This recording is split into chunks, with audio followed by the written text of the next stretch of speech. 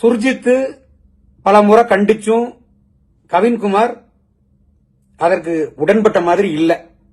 ஆனா அந்த கவின்குமாரோட குடும்பத்துக்கும் அந்த சுபாஷினிங்கிறவங்களோட இருக்கக்கூடிய இந்த பழக்க வழக்கம் கண்டிப்பா தெரிஞ்சிருக்கும்.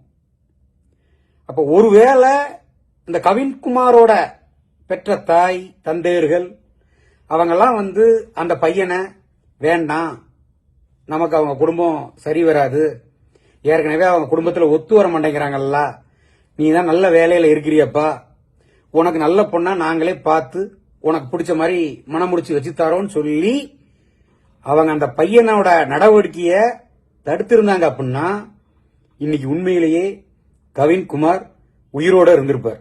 நம்மளை யார் என்ன பண்ண முடியும், பொண்ணு நமக்கு ஃபேவரா தானே இருக்காங்கிற ஒரு அசால்ட் தைரியத்துல இந்த காதலை தொடர்ந்துகிட்டு இருந்திருக்காங்க. வனத்துல மேய்ஞ்சாலும் இனத்துல சேரணும் அப்படின்னு சொல்லுவாங்க. இது எல்லாருக்குமே பொருந்தக்கூடியதுதான்.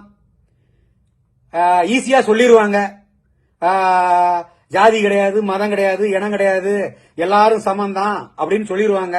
அல்லது அவங்க வீட்டு பெண் அந்த மாதிரி ஒரு அடுத்த ஜாதி பையனை காதலுங்கிற வேலையில போய் விழுந்தாலோ எப்படி இருக்குங்கிறது அவங்களுக்கு நடந்தா மட்டும்தான் தெரியும்.